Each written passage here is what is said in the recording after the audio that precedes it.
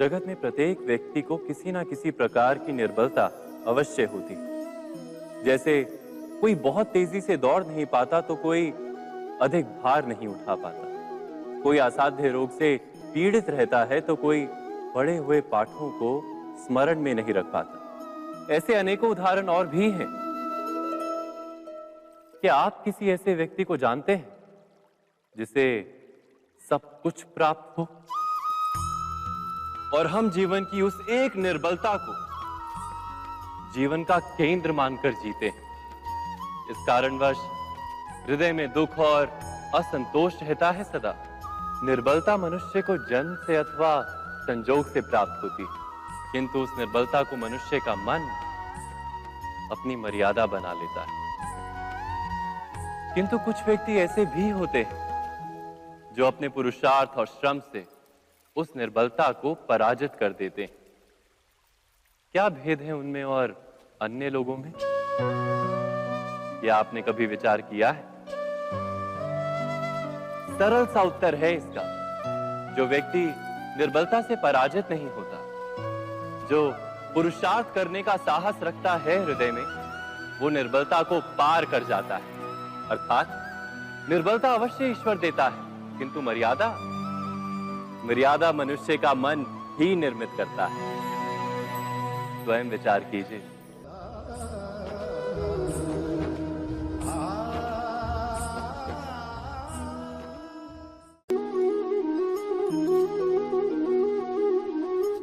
भविष्य का दूसरा नाम है संघर्ष। हृदय में आज इच्छा होती है और यदि पूर्ण नहीं हो पाती तो हृदय भविष्य की योजना बनाता है। भविष्य में इच्छा पूर्ण होगी ऐसी कल्पना करता रहता है, किंतु जीवन ना तो भविष्य में है ना अतीत में। जीवन तो इस क्षण का नाम, अर्थात इस क्षण का अनुभव ही जीवन का अनुभव। पर हम ये जानते हुए भी इतना सा सत्य समझ नहीं पाते। या तो हम बीते हुए समय के स्मरणों को घेर कर बैठे रहते हैं, या फिर आने वाले समय के लिए हम योजनाएं बनाते रहते हैं और जीवन जीवन बीत जाता है। एक सत्य यदि हम हृदय में उतार लें कि ना हम भविष्य देख सकते हैं, ना ही भविष्य निर्मित कर सकते हैं, हम तो केवल धैर्य और साहस के साथ भविष्य को आलिंगन दे सकते हैं, स्वागत कर सकते हैं भविष्य का। तो क्या जीवन का हर पल जीवन से नहीं भर जाएगा? स्वयं विचार कीजिए।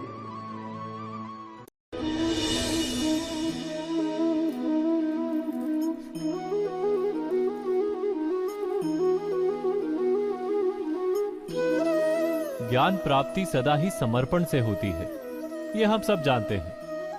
किंतु समर्पण का वास्तविक महत्व क्या है? क्या हमने कभी विचार किया? मनुष्य का मन सदा ही ज्ञान प्राप्ति में विभिन्न बाधाओं को उत्पन्न करता है। कभी किसी अन्य विद्यार्थी से ईर्ष्या हो जाती है, कभी पढ़ाए हुए पाठों पर संदेह जन्मता है और कभी गुरु द्वारा दिया गया दंड मन को अहंकार से भर देता है। नहीं, क्या ऐसा नहीं होता?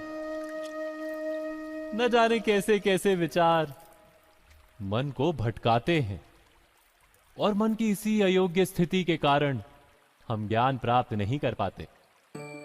मन की योग्य स्थिति केवल समर्पण से निर्मित होती है।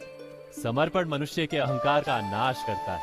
ईर्ष्या, महत्वाकांक्षा आदि भावनाओं को दूर कर हृदय को शांत करता है और मन को एकाग्र करता है। वास्तव में ईश्वर की सृष्टि में ना ज्ञान की मर्यादा है, ना ज्ञानियों की। गुरु दत्तात्रेय ने तो गाय और श्वान से भी ज्ञान प्राप्त कर लिया था। अर्थात विषय ब्रह्म ज्ञान का हो या जीवन के ज्ञान का या गुरुकुल में प्राप्त होने वाले ज्ञान का, उसकी प्राप्ति के लिए गुरु से अधिक महत्व है उस गुरु के प्रति हमारा समर्पण। क्या यह सत्य नहीं?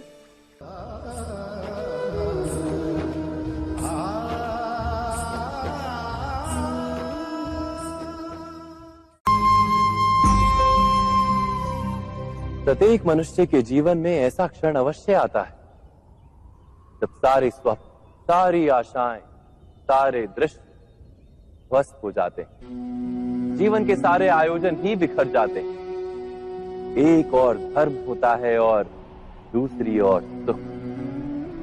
इसी को धर्म संकट कहते हैं। जब धर्म का वहन ही संकट हो और धर्म का त्याग ही सुख हो। विचार कीजिए, कभी किसी स्वजन के विरुद्ध सत्य बोलने का अवसर प्राप्त हो जाता है, कभी ठीक दरिद्रता के समय सरलता से चोरी करने का मार्ग प्राप्त हो जाता है, कभी किसी शक्तिशाली राजनेता या राजा के कर्मचारी का अधर्म प्रकट हो जाता है। सबके जीवन में ऐसी घटना बनती ही रहती है। अधिकतर लोग ऐसे किसी क्षण को धर्म संकट के रूप में जान ही नहीं पाते। हमें किसी प्रकार के संघर्ष का अनुभव ही नहीं होता। सहजता से सुख की ओर खींचे चले जाते हैं, जैसे मक्खी गुड़ की ओर खींची चली जाती। वास्तव में धर्म संकट का क्षण ईश्वर के निकट जाने का क्षण होता है। यदि हम संघर्षों से भयभीत ना हो, सुख की ओर आकर्षित ना हो, अपने धर्म पर दृढ़ रहे, तो ईश्वर का साक्षात्कार दूर नहीं।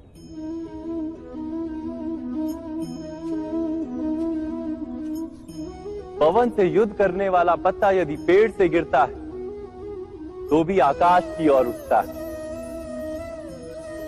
पवन से झुकने वाली घास वहीं भूमि पर रह जाती। अर्थात धर्म संकट से यदि हम संकट को ही टाल दें तो सुख तो मिलता है, जीवन बढ़ता है, किंतु क्या चरित्र नहीं टूटता? क्या आत्मा दरिद्र नहीं हो जाती? क्या ईश्वर से अंतर नहीं हो जाता? स्वयं विचार कीजिए। दो व्यक्ति जब निकट आते हैं तो एक दूसरे के लिए सीमाएं और मर्यादाएं निर्मित करने का प्रयत्न अवश्य करते हैं। हम यदि सारे संबंधों पर विचार करें तो देखेंगे कि इन सारे संबंधों का आधार यही सीमाएं हैं जो हम दूसरों के लिए निर्मित करते हैं। और यदि अनजाने में भी कोई अन्य व्यक्ति इन सीमाओं को तोड़ता है तो उसी क्षण हमारा हृदय क्रोध से भर जाता है। इन सीमाओं का वास्तविक रूप क्या है? क्या हमने कभी विचार किया? सीमाओं के द्वारा हम दूसरे व्यक्ति को निर्णय करने की अनुमति नहीं देते। अपना निर्णय उस व्यक्ति पर थोपते हैं, अर्थात किसी की स्वतंत्रता का अस्वीकार करते हैं। और जब स्वतंत्रता का अस्वीकार किया जाता है तो उसका हृदय दुख से भर जाता है। और जब वो सीमाओं को तोड़ता है तो हमारा हृदय क्रोध से भर जाता है। क्या ऐसा नहीं होता?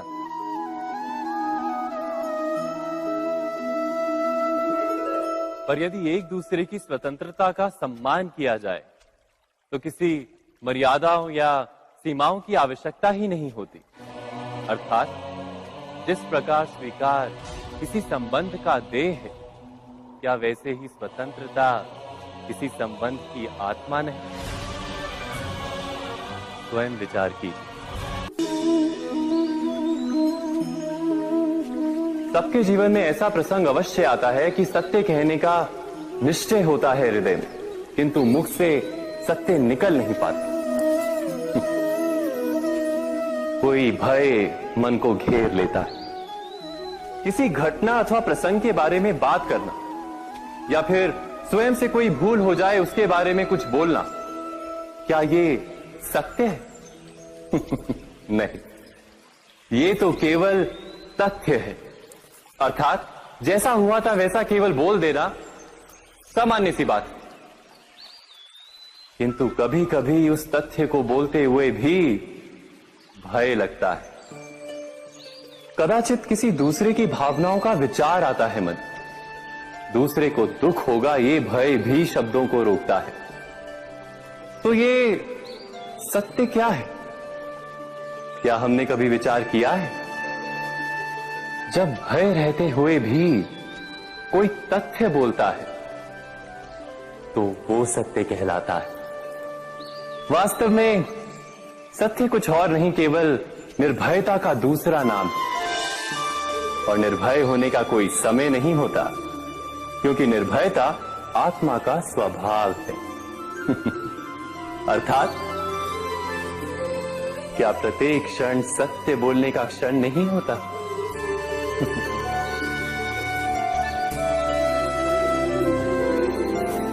स्वयं विचार कीजिए।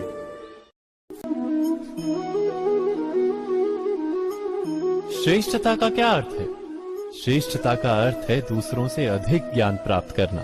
अर्थात मूल्य इस बात का नहीं कि स्वयं कितना ज्ञान प्राप्त किया, मूल्य इस बात का है कि प्राप्त किया हुआ ज्ञान अन्य लोगों से कितना अधिक है। अर्थात श्रेष्ठता की इच्छा ज्ञान प्राप्ति को भी एक स्पर्धा बना देती है। और स्पर्धा में विजय अंतिम कब होती है?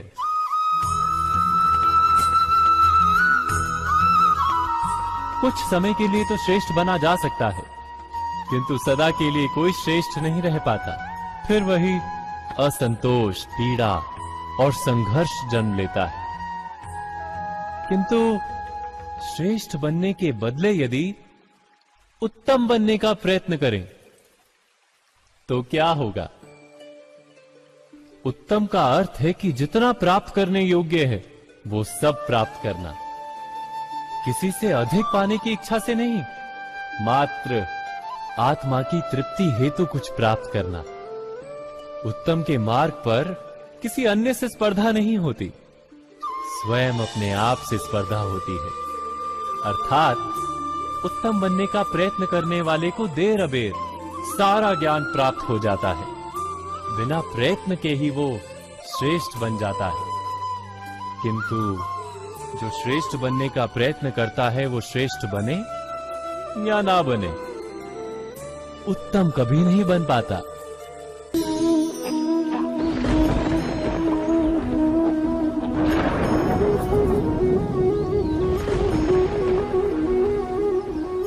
सपनों और पूर्वाभासों के आधार पर हम भविष्य के सुख दुख की कल्पना करते हैं। भविष्य के दुख का कारण दूर करने के लिए हम आज योजना बनाते हैं। किंतु कल के संकट को आज निर्मूल करने से हमें लाभ मिलता है या हानि पहुंचती है? ये प्रश्न हम कभी नहीं करते। सत्य तो ये है कि संकट और उसका निवारण साथ जनते हैं, व्यक्ति के लिए भी और सृष्टि के लिए भी। नहीं, आप अपने भूतकाल का स्मरण कीजिए, इतिहास को देखिए। आप तुरंत ही ये जान पाएंगे कि जब जब संकट आता है तब तब उसका निवारण करने वाली शक्ति भी जन्म लेती है। यही तो जगत का चलन है। वस्तुतः संकट ही शक्ति के जन्म का कारण है। प्रत्येक व्यक्ति जब संकट से निकलता है तो एक पद आगे बढ़ा होता है, अधिक चमकता है, आत्मविश्वास से अधिक भरा होता है, न केवल अपने लिए अपितु विश्व के लिए भी। क्या ये सत्य नहीं?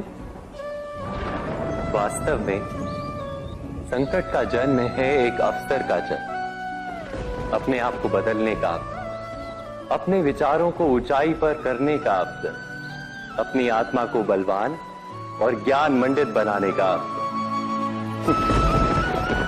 जो ये कर पाता है उसे कोई संकट नहीं होता, किंतु जो ये नहीं कर पाता वो तो स्वयं एक संकट है विश्व के लिए। विचार कीजिए।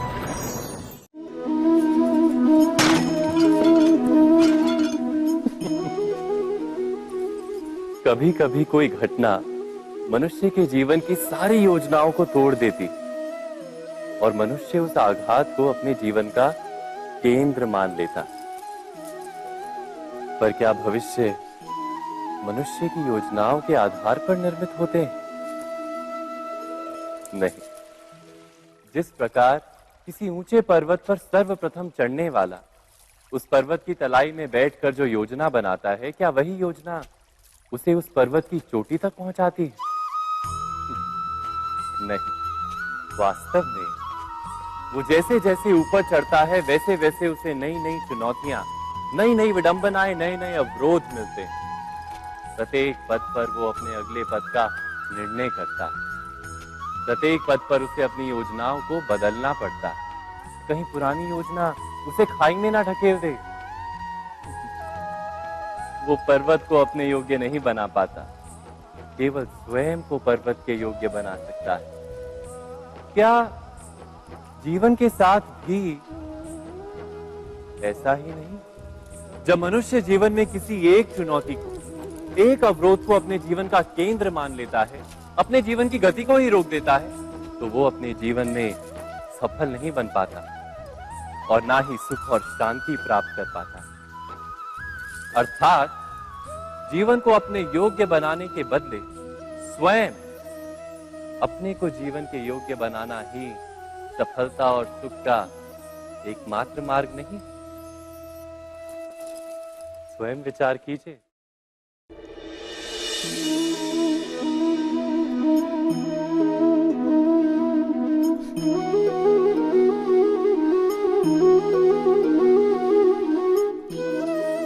जीवन का हर क्षण निर्णय का क्षण होता है।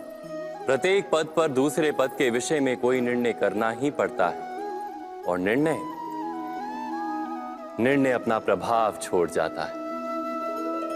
आज किए गए निर्णय भविष्य में सुख अथवा दुख निर्मित करते हैं, ना केवल अपने लिए, अपने परिवार के लिए भी, आने वाली पीढ़ियों के लिए भी। जब कोई दुविधा सामने आती है तो मन व्याकुल हो जाता है, अनिश्चय से भर जाता है। निर्णय का वो क्षण युद्ध बन जाता है और मन बन जाता है युद्ध भूमि। अधिकतर निर्णय हम दुविधा का उपाय करने के लिए नहीं, केवल मन को शांत करने के लिए लेते हैं। पर क्या कोई दौड़ते हुए भोजन कर सकता है? नहीं।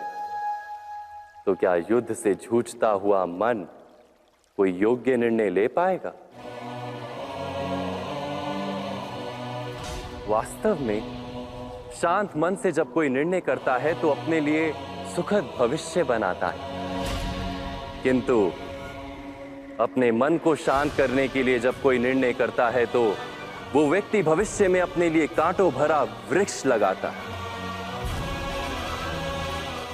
स्वयं विचार कीजिएगा।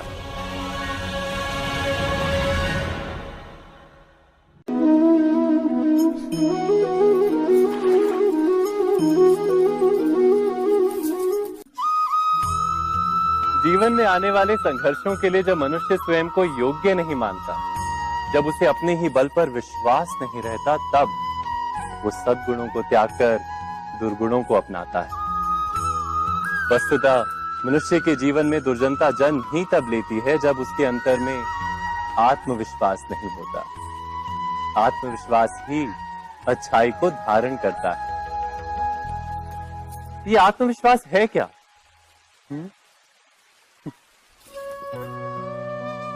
जब मनुष्य ये मानता है कि जीवन का संघर्ष उसे दुर्बल बनाता है, तो उसे अपने ऊपर विश्वास नहीं रहता। वो संघर्ष के पार जाने के बदले संघर्ष से छूटने के उपाय ढूंढने लगता है। किंतु जब वो ये समझता है कि ये संघर्ष उसे अधिक शक्तिशाली बनाते हैं, ठीक जैसे व्यायाम करने से देह की शक्ति बढ़ती, तो प्रत्येक संघर्ष के साथ उसका उत्साह बढ़ता है। अर्थात आत्मविश्वास और कुछ भी नहीं, मन की स्थिति, जीवन को देखने का दृष्टिकोण मात्र है। और जीवन का दृष्टिकोण तो मनुष्य के अपने वश में होता है। स्वयं विचार कीजिए।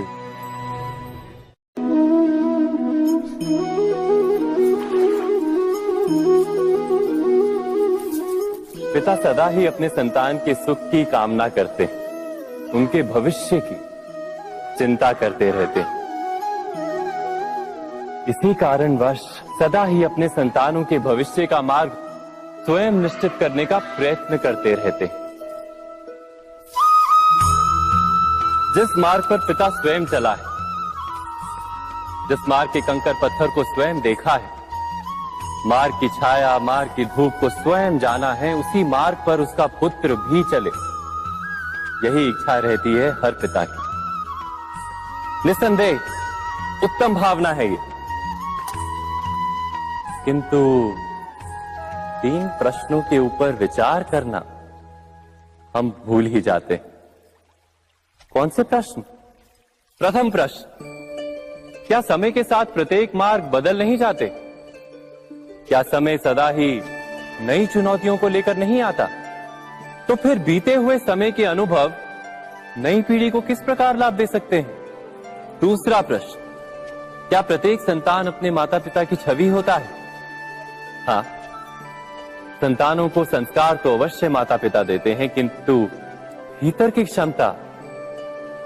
क्षमता तो ईश्वर देते हैं। तो जिस मार्ग पर पिता को सफलता मिली है, विश्वास है कि उसी मार्ग पर उसकी संतानों को भी सफलता और सुख प्राप्त होगा। तीसरा प्रश्न, क्या जीवन के संघर्ष और चुनौतियां लाभकारी नहीं होती? क्या प्रत्येक नया प्रश्न एक नए उत्तर का द्वार नहीं खोलता? तो फिर संतानों को नए नए प्रश्नों, संघर्षों और चुनौतियों से दूर रखना, ये उनके लिए लाभ करना कहलाएगा या हानि पहुंचाना? अर्थात जिस प्रकार संतान के भविष्य का निर्माण करने के बदले उसके चरित्र का निर्माण करना श्रेष्ठ है, वैसे ही संतानों के जीवन का मार्ग निश्चित करने के बदले उन्हें नए संघर्षों के साथ जूझने के लिए मनोबल व ज्ञान देना अधिक लाभदायक नहीं होगा? स्वयं विचार कीजिए। मनुष्य की सबसे बड़ी दुर्बलता क्या होती है? सोचिए। धन, प्रेम, अहंकार। मनुष्य की सबसे बड़ी दुर्बलता होती है उसके रहस्य। चाहे आप कितने भी शक्तिशाली क्यों ना हो, कितने भी प्रबल क्यों ना हो, परंतु उसके रहस्य उसके नाश की चाबी होती है। इसलिए यदि प्रबल रहना है, शक्तिशाली रहना है, समर्थ रहना है, तो अपने रहस्य को किसी को भी ना बताएं, ना मित्र को और ना ही शत्रु को, क्योंकि समय पड़ने पर कब कौन शत्रु हो जाए ऐसा कहना संभव नहीं। विभीषण को रावण के अमृत कुंड का ज्ञात था, इसीलिए प्रभु श्री राम रावण का वध करने में सफल हो सके। इसलिए उचित यही है कि आप अपने रहस्य को स्वयं तक ही सीमित रखें। मनुष्य जीवन की परीक्षा में सफल होने के लिए क्या नहीं करता? वो परिश्रम करता है, दौड़ भाग करता है, और ये सब करने के पश्चात भी जब उसका काम नहीं बनता तो वो नकल करता है ना? तनिक लौटिए अपने बचपन में, स्मरण कीजिए अपने बचपन की स्मृतियों का। क्या स्मरण हुआ? विद्यालय में जब आप परीक्षा देने जाते थे तो क्या होता था? आप ना सहे, परंतु कोई ना कोई सफलता पाने के लिए नकल करता ही था और उत्तीर्ण भी हो जाता था, है ना? परंतु जीवन की परीक्षा ऐसी नहीं होती। नकल करने वाला सफल नहीं होता। कारण विद्यालय में सबके प्रश्न पत्र एक होते थे, परंतु जीवन के प्रश्न पत्र और उनकी कठिनाई सबके लिए भिन्न होती, तो निश्चित रूप से उनके उत्तर भी भिन्न होंगे ना। इसलिए यदि आपको जीवन में सफलता पानी है तो नकल ना कीजिए, स्वयं के प्रश्नों का उत्तर स्वयं ढूंढिए और सफलता आपकी ही होगी। मनुष्य का जीवन हार और जीत, विजय और पराजय सफलता और असफलता के मध्य झूलता रहता है। आपके साथ भी ऐसा होता होगा, है ना? जब आप सफल होते हैं, किसी चुनौती पर विजय पाते हैं, तो मन प्रसन्नता से आनंद के उपवन में झूमने लगता है। और जब आप असफल होते हैं, तब मन दुख और पीड़ा के सागर में डूबने लगता है। परंतु वास्तव में सफलता और असफलता है क्या?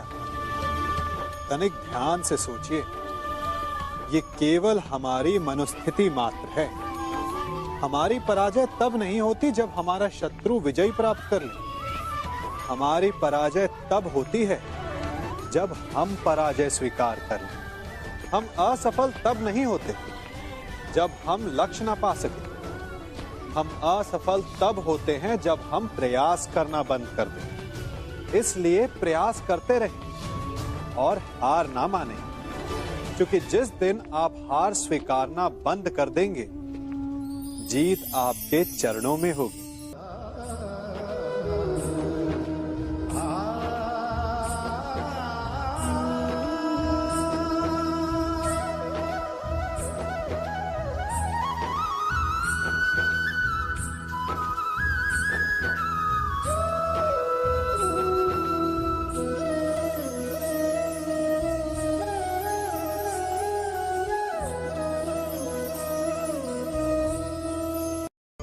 आप सबने बरगद के वृक्ष को तो देखा ही होगा। क्या आपको ज्ञात है, बरगद के वृक्ष के बीज का आकार राई से भी छोटा होता है, परंतु बरगद का वृक्ष संसार के महाकाय वृक्षों में जाना जाता है। जब उसका जन्म होता है, तब उसमें वो जटाएं, वो शाखाएं नहीं होती, परंतु जैसे जैसे उसका विस्तार होता है, जैसे जैसे वो अधिक शाखाओं का भार उठाता है, अधिक पत्तियों का सृजन करता है, वैसे वैसे उसकी शाखाएं जटाएं बनकर जड़ तक पहुंचती है और इस वृक्ष को सहारा देती है। ये जीवन का बहुत महत्वपूर्ण पथ है। बिना लोभ लालच शुभ कार्य करें, अन्य लोगों की सहायता करें। धीरे धीरे आपने जिनकी सहायता की, वो आपके सहायक बनते जाएंगे, आपकी जड़ों को और बलशाली बनाएंगे, आयु मान और आकार बढ़ाएंगे। सहजीवन, सहायता और निष्काम कर्म आपको मृत्यु के पश्चात भी मरने नहीं देगा, आपको अमर रखेगा। हमारा शरीर प्रकृति का एक महान आविष्कार है। इससे जटिल संरचना संसार में और कोई नहीं। हमारा शरीर जितना जटिल है, यदि इसे ठीक से जाना जाए, तो इससे अधिक सरल ज्ञान देने वाला और कोई नहीं। हमारे शरीर में 5 इंद्रियां होती हैं, जो हमें भाव, गुण और वस्तुओं का बोध कराती हैं। हमारे पास आंखें हैं, नाक है, स्पर्श के लिए त्वचा है, कान है और जीभा है। सबका भिन्न भिन्न कार्य है। आंखों से देखना, कानों से सुनना, नथनों से श्वास लेना, त्वचा से स्पर्श करना और जीभा से स्वाद लेना। परंतु क्या आपने कभी सोचा कि प्रकृति ने हमें 2 आंखें दी, 2 नथने दी, 2 कान दी, स्पर्श के लिए ये पूरा शरीर दिया, परंतु जीभा केवल 1 दी? ऐसा क्यों? क्योंकि प्रकृति चाहती है कि हम देखें अधिक, सुने अधिक और ज्ञान अधिक अर्जित करें, बोले कम। क्योंकि अधिक वाचाल नाश को निमंत्रण देता है। स्मरण रखिएगा।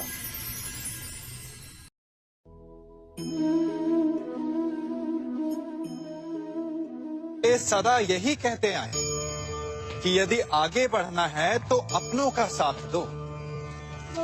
सत्य कहते हैं, अपनों का साथ देना ही चाहिए, परंतु साथ देने से पूर्व ये अवश्य पहचान लेना चाहिए कि अपने हैं कौन। क्या अपने वही होते हैं जिनके साथ हमारा रक्त संबंध होता है, या अपने मित्र? अपने वो होते हैं जो हमें सद्कार्य के लिए प्रेरित करें, हमें आगे बढ़ाएं, हमारा साथ दें। और वो जिनका साथ देने से समाज का नाश हो, धर्म की हानि हो, वो सगे हो करके भी सगे नहीं होते। इसलिए जब अपनों की परिभाषा का चुनाव करें तो उन्हें अपना माने जो आपका साथ दे, उन्हें नहीं जो हमें अज्ञान के मार्ग पर ले जाएं।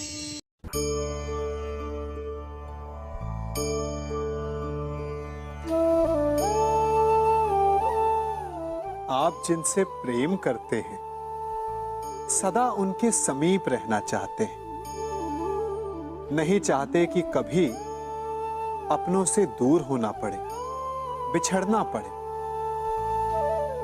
परंतु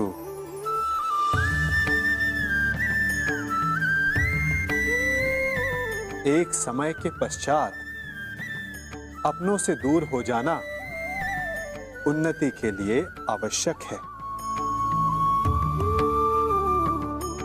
आप माता पिता हैं ना? यदि आप अपनी संतान के जीवन के हर पग पर उनका मार्गदर्शन करते रहेंगे तो आपकी संतान स्वयं मार्ग चुनना कैसे सीखेगी? मार्ग के कांटों से स्वयं को बचाना कैसे सीखेगी? इसीलिए एक समय के पश्चात अपनों से बनाई गई दूरी सदा लाभदायक रहती है। आज मैं आप सबको एक कथा सुनाता हूं। एक दिन प्रातः एक व्यापारी अपने घर से निकला। घर से निकलते ही एक बिल्ली ने उस व्यापारी का मार्ग काट दिया। व्यापारी घबरा गया, वो फिर से घर लौट गया और शुभ घड़ी की प्रतीक्षा करने लगा। और जब वो पुनः अपने घर से निकला तब वो वाहन जा चुका था जिससे राजा तक पहुंचकर उसे भेंट देनी थी। राजा को भेंट नहीं मिली। राजा क्रोधित हो गए। राजा ने उस व्यापारी का व्यापार बंद करवा दिया। इस कारण व्यापारी क्रोधित होकर घर पर अपनी पत्नी से लड़ बैठा। पत्नी अपने बच्चों समेत मैके वापस चली गई और उस व्यापारी के जीवन में यदि कुछ रह गया था तो केवल अंधकार।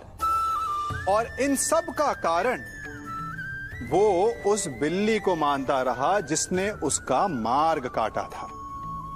ऐसा ही एक दूसरा व्यापारी राजा को भेंट देने निकला और उस व्यापारी का मार्ग भी एक बिल्ली ने काट दिया। वो व्यापारी तनिक घबराया, परंतु उसने आगे बढ़ना अधिक उचित समझा। राजा तक वो समय पर पहुंचा। उसने राजा को भेंट की। राजा प्रसन्न हुए और राजा ने व्यापारी को अपना व्यापार बढ़ाने की अनुमति दी, स्वर्ण आभूषण दी। जब व्यापारी घर पर पहुंचा तो पत्नी को आभूषण और अपने बच्चों को देने के लिए वस्त्र थे उसके पास। हर ओर प्रसन्नता थी। समझ रहे हैं ना? दोनों के साथ एक ही प्रकार की घटना हुई, परंतु दोनों की प्रतिक्रिया भिन्न थी। ऐसा ही हमारा जीवन भी है। हमारे जीवन में प्रारब्ध का अपना स्थान है, परंतु उससे कई अधिक महत्वपूर्ण हमारी प्रतिक्रिया, हमारे सोच का प्रभाव है। क्योंकि यही हमारे जीवन को आकार देते हैं। इसलिए अपनी सोच को सकारात्मक रखिए। आपका जीवन सदैव आनंदमय।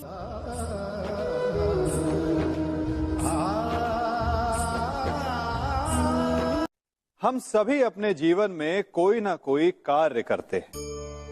कार्य करते हैं तो थकान की अनुभूति होती है, और यदि थकान ना उतरे तो कार्य करने का मन नहीं करता। हम आशा करते हैं कि कदाचित एक दिन में 24 के स्थान पर 26 घंटे होते तो आराम करने के लिए हमें और अधिक समय मिल जाता। हमें ऐसा अनुभव होता है कि हम बहुत अधिक कार्य कर रहे हैं, है ना? परंतु क्या आपने कभी सोचा है कि जो लोग संसार में सफल हैं, उनके पास भी सफल होने के लिए दिन में केवल 24 घंटे थे? तो फिर वो सफल क्यों है? इसका एक छोटा सा रहस्य है। वो कार्य चुनते हैं जो उन्हें प्रिय है, जिसे करने में उन्हें आनंद आता है। उन्हें लगता ही नहीं कि वो कार्य कर रहे हैं, उन्हें लगता है कि वो प्रतिपल आनंद मना रहे हैं। और जब आप आनंद मनाते हैं तो थकान कैसी? इसलिए यदि आप जीवन में कोई भी कार्य करें तो वो आपके मन को भाना चाहिए, या जो कार्य आप कर रहे हैं उसे अपने मन को भा देने दो।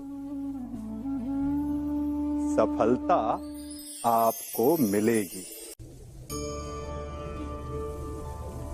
कभी सोचा है हमारा जीवन भी उस रेत की घड़ी की भांति है? जो रेत नीचे गिर चुकी है वो हमारा अतीत है, जो अब भी ऊपर है वो हमारा आने वाला भविष्य है, और वर्तमान ये संकुचित स्थल है जहां से धीरे धीरे करके रेत गिर रही है। अर्थात हमारे पास जीने के लिए यही एक क्षण है। उसका उपयोग कैसे करना है ये हम पर निर्भर करता है। जो बीत गया उसका दुख मनाना है, या जो भविष्य में होने वाला है उसकी प्रतीक्षा में क्रोध करना है। सब कुछ करने के लिए यही एक क्षण है। प्रसन्न रहना है तो उसके लिए भी यही एक पल है। प्रतीक्षा करते रहोगे तो ये पल भी भूतकाल में बदल जाएगा। इसलिए आनंद के लिए, परोपकार के लिए प्रतीक्षा ना कीजिए। आपके पास जो पल है उनका भरपूर सदुपयोग कीजिए, क्योंकि इस घड़ी को पलटकर आप फिर से समय अवश्य गिन सकते हैं, परंतु अपना बीता हुआ समय आप वापस नहीं लौटा पाएंगे।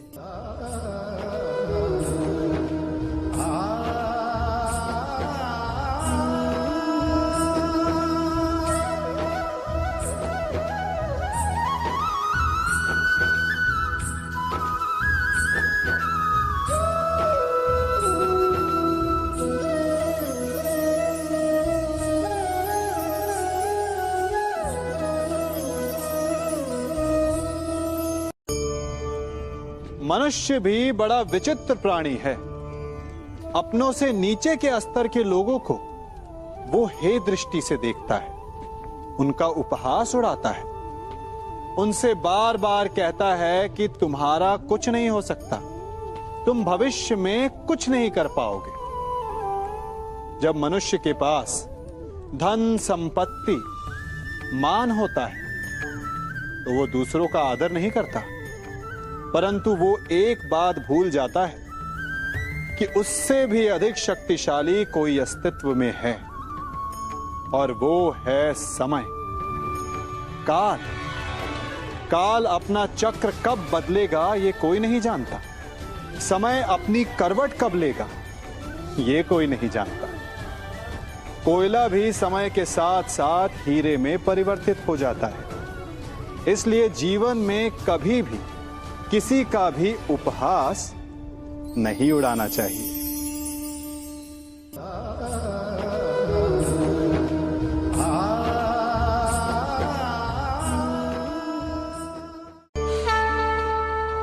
गर्व,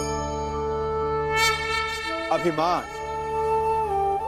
और अहंकार, ये तीनों सुनने में एक जैसे लगते हैं, परंतु तीनों का अर्थ भिन्न होता है और परिणाम भी।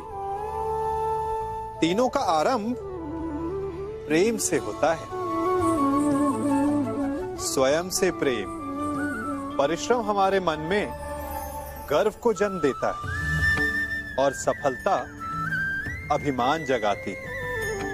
यहां तक ठीक है, परंतु जब ये भावना अहंकार बन जाती है तब वो समस्या बन जाती है, क्योंकि सबसे बुरा अंत अहंकारी का ही होता है। परंतु मनुष्य के लिए पहेली यही है कि पहचाना कैसे जाए कि अहंकार जग गया है और उसका दमन आवश्यक है। इसका उत्तर मैं नहीं, आपका मन देगा।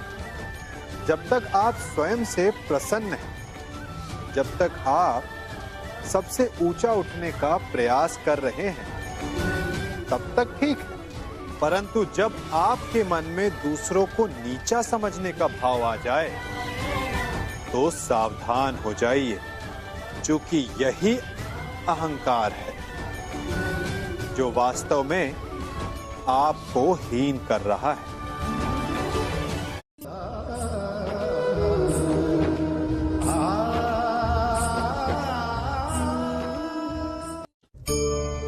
आज मैं आप सबको एक कहानी सुनाता हूं। एक दिन गोकुल में दो व्यापारी आए। एक व्यापारी शहद का था, बड़ा मीठा शहद था उसका, परंतु वो गोकुल में टिक नहीं पाया। उसके व्यापार ने घाटा खाया और शीघ्र ही वो गोकुल छोड़कर चला गया। और दूसरा व्यापारी मिर्च का था। पहले दिन वो एक पोटली लाया और दूसरे ही दिन वो पूरी बैलगाड़ी भर कर लाया। और धीरे धीरे पूरी मथुरा में उसकी धाक जम गई। मुझे बड़ा आश्चर्य हुआ, तो मैंने बाबा से पूछा कि ऐसा क्यों कि एक मीठे शहद का व्यापारी कंगाल हो गया और एक मिर्च का व्यापारी धीरे धीरे नगर सेठ बन गया। बाबा मुस्कुराए और उन्होंने कहा कि मीठी बोली बोलने वाले की तीखी मिर्च भी बिक जाती है, और जो कड़वी बोली बोलता है उसका मीठा शहद भी नहीं बिकता। वाह, कितने उत्तम विचार हैं उनके। और उचित ही है। मनुष्य अपने जीवन में सदैव अपने वचनों से उठता है और अपने वचनों से ही गिरता है। इसलिए अपने जीवन में सदैव मीठी बोली बोलने का प्रयास कीजिए, आपका जीवन सरल हो जाएगा। मनुष्य की सबसे बड़ी दुर्बलता क्या होती है? सोचिए। धन, प्रेम, अहंकार। मनुष्य की सबसे बड़ी दुर्बलता होती है उसके रहस्य। चाहे आप कितने भी शक्तिशाली क्यों ना हो, कितने भी प्रबल क्यों ना हो, परंतु उसके रहस्य उसके नाश की चाबी होती है। इसलिए यदि प्रबल रहना है, शक्तिशाली रहना है, समर्थ रहना है, तो अपने रहस्य को किसी को भी ना बताएं, ना मित्र को और ना ही शत्रु को, क्योंकि समय पड़ने पर कब कौन शत्रु हो जाए ऐसा कहना संभव नहीं। विभीषण को रावण के अमृत कुंड का ज्ञात था, इसीलिए प्रभु श्री राम रावण का वध करने में सफल हो सके। इसलिए उचित यही है कि आप अपने रहस्य को स्वयं तक ही सीमित रखें।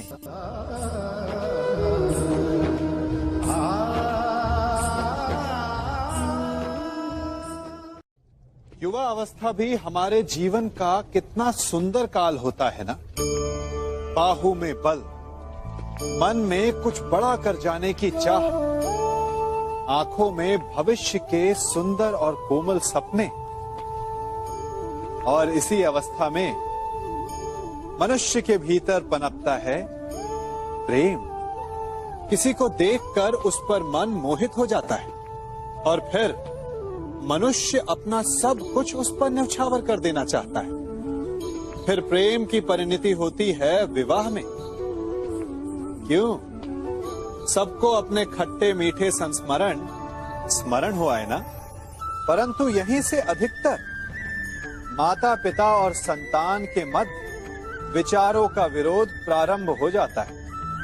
संतान को लगता है कि उसका चुना जीवन साथी ही उसके लिए उपयुक्त है, और माता पिता को लगता है कि संतान अनजाने में भूल कर रही है।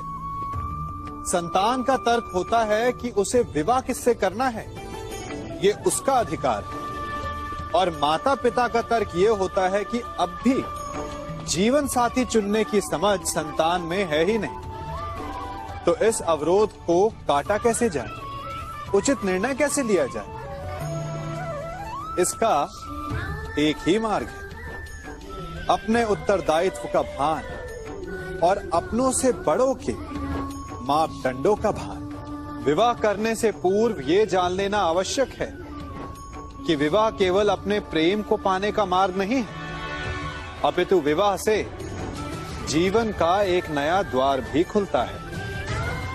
और हर नए जीवन के साथ नए उत्तरदायित्व भी होते हैं। और यदि इन उत्तरदायित्वों को समझकर निर्णय लिया जाए तो विश्वास कीजिए, आपका दाम्पत्य जीवन आनंद से भरा रहेगा और आपको कभी ये पछतावा नहीं होगा कि आपने कोई अनुचित निर्णय लिया।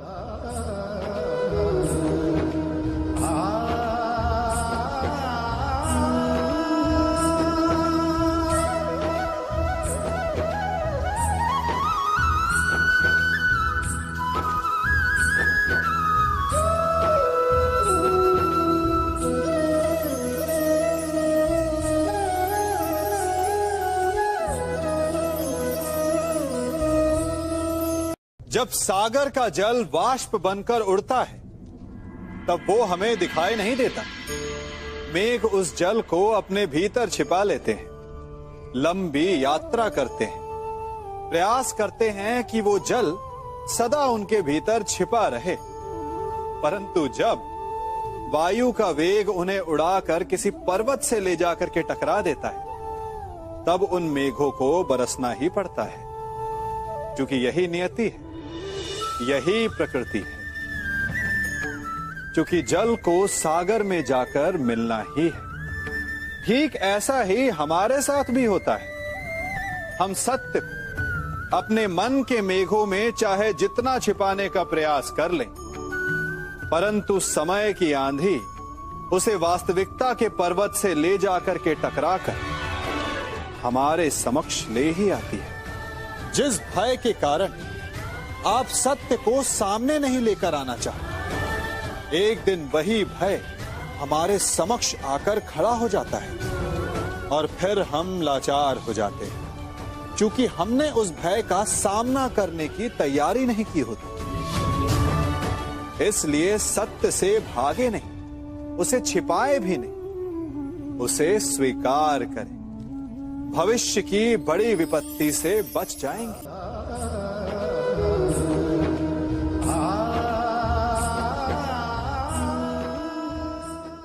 कभी कभी आप सबके जीवन में एक ऐसी विचित्र समस्या अवश्य आती है कि शक्तिशाली के समक्ष मौन हो जाओ। कि उस शक्तिशाली से विवाद करने से बचने के लिए आप मौन रह जाते। मानता हूं, ऐसा करने से आप एक विवाद से बच जाते, एक संघर्ष से बच जाते। परंतु ऐसा बचाव एक बड़े संघर्ष को जन्म दे देता है। कैसे? हमारा मौन रहना अनजाने में उसका समर्थन बन जाता है और वो स्वयं को अधिक शक्तिशाली अनुभव करता है और यहां से हमारा दमन प्रारंभ हो जाता है। एक के बाद एक हम अन्याय में अनचाहे रूप से सम्मिलित होते चले जाते हैं। तो इसका तोड़ क्या है? ये समझने के लिए ये जानना आवश्यक है कि ऐसी कौन सी बात है जो आपको विरोध करने से रोकती है। ये सामने वाले की शक्ति नहीं जो आपको रोकती है, ये आपके भीतर छिपा भय है जो आपको रोकता है। हाँ, कभी कभी भय आपकी सुरक्षा अवश्य कर सकता है, परंतु साथ साथ ये भी जानना आवश्यक है कि ये भय ही है जो आपको मौन भी रखता है।